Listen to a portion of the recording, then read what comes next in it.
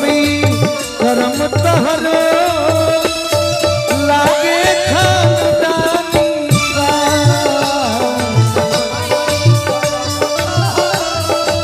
रवि भैया सन में करम तहरो लागे खानदानी बा। हो बना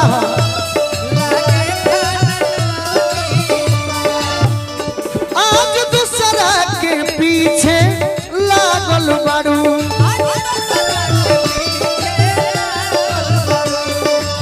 राज मोबाइल ऋषि कुमार जी तरैया, राज मोबाइल ऋषि भाई की ओर से बहुत बहुत आशीर्वाद। ये छोटू भैया आज दूसरा के पीछे लागल बारू।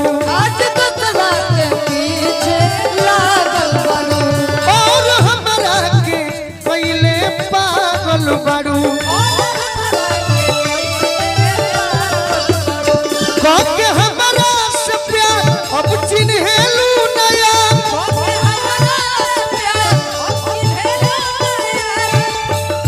ये सोच मन में हो खत हैरानी बा। जकरे से लभ गइलू ओकरे से परेशानी बा।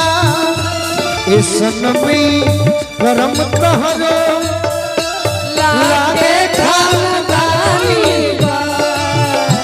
ऐसन में करम तहरो लागे खानदानी बा।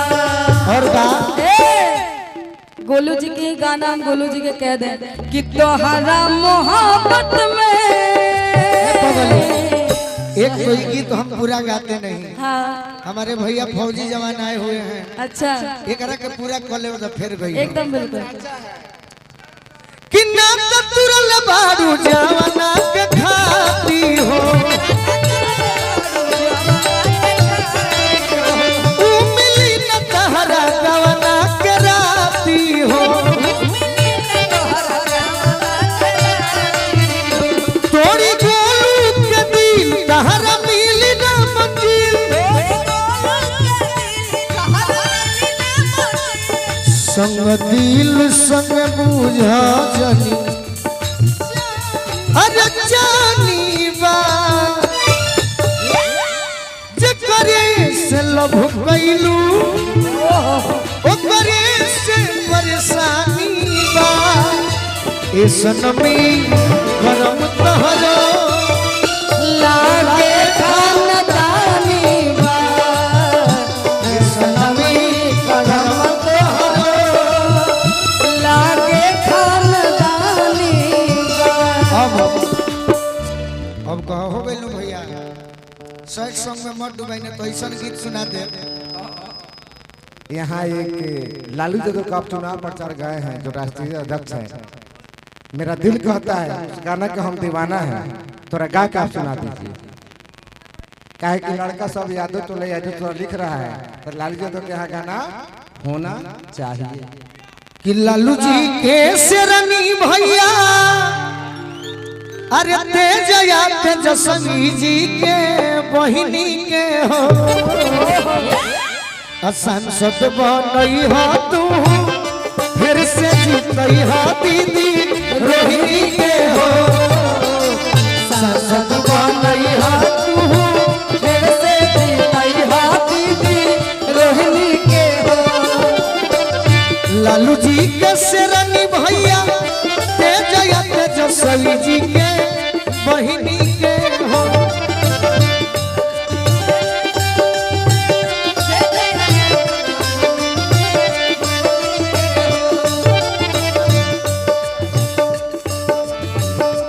हाँ सांसद बनई हो तू फिर से जीतई हो दीदी रोहिणी के हो।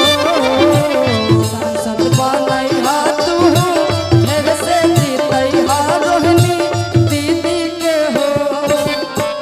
अब कह फरमाइश पूरा हो गई। रवि भैया गरीबों के नेता बनी। हाँ अब प्यार वाला बात कहो।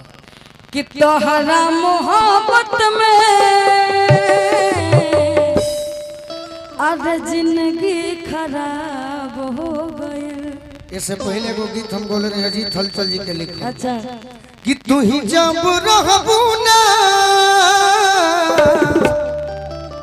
ई जान कौन काम के रही। तू ही जब रहबू ना ई जान कौन काम के रही। दिल जब से तोड़ाला हमरा के छोड़ाला। ससुर में जाके तू हमके भूला के तू जी हाँ आराम से रही। तू ही जब रहबू ना ई जान कौन काम के रही। तोहरा मोहब्बत में जान जिंदगी खराब हो और गई। रंजीत भैया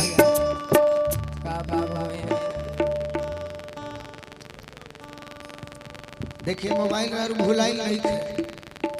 रौरा से माने वाला इतना लोग बा और रौरा के मानो लगे रौरा केहू के देले बनी और ले ले बा ले के सूत गइल बा। फोन लगता कि ना ऑफ हो गइल। एक और मतलब कोनो ले के भाग गइल। ऑफ कर दो साफ साफ। Hello hello hello. फोन जिसके पास भी है तो फोन लेके चल तो जाएगा। फोन का आईएमई नंबर मेरे पास, हम कल एफआईआर करवा रहे हैं। फोन बंद हो जाएगा तो फोन 2 बार रिंग होकर फोन बंद हुआ, हम कल एफआईआर करवाएंगे। और सबको पता होगा कि नहीं पता होगा तो हम बता देते हैं। फोन स्विच ऑफ करने से पहले उसका फ्रंट कैमरा होता है ना, फ्रंट कैमरा में सेल्फी लिया आता है। एफआईआर के बाद सबसे पहले होगी सेल्फी, सबसे पहले हमको मिलेगा। उसके बाद बेटा बिल देख लियो अच्छा सा के फोन जमा कर दो। नहीं जमा होता है कहीं आके जमा कर दो। फोन जरूरी है ये चीज हुआ तो समझ जाओ। चोरी करके बेटा 30,000 रुपया तुम कहाँ लेके चल जाएगा और कहीं बेचेगा तो मेरा भिड़ाइबे करेगा। ए भाई मोबाइल दे दो अपना तो हम तो माई बहन के गाड़ियों दे हिला जे हमरा मोबाइल चोरावेला। माई बहन के गाड़ी सुनबो अपने दे देबो। सही भाई ना गाड़ी कहे के दी जे ईमानदार होई दे दी। विकी तिवारी जी रंजीत भैया से मिले और मोबाइल मिली है बरम बाबा। मोबाइल खोजवा दो। सही भाई रही रही हम कुछ फूको तनी मिली। अरे पियावा से मिलके अपना हो अरे करी हम करे भैया से अपना हो। हम हमको हमके भूल जाई समझ के पूरा सपना हो।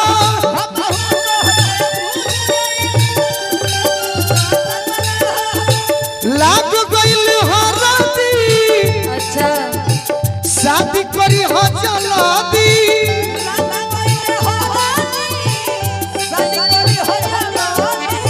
अरे पूरा धूमधाम से कही जब रहबू ना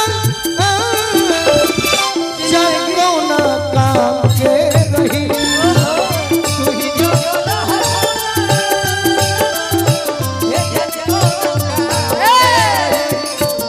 याद में जब जब खोइले अरे सब कुछ भइलो के हो तन्हा तरफ के रोइले। रोकब नाही रोके हो। याद में जब जब खोइले तन्हा तरफ के रोइले।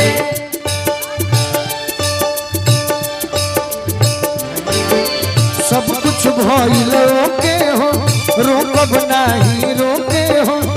जाए के दिने जई हो तू लाश पे हमारा हो के हो।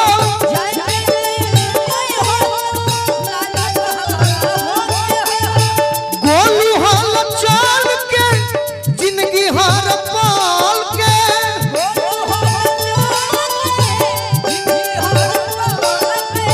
जिंदगी तोहरे नाम से नहीं।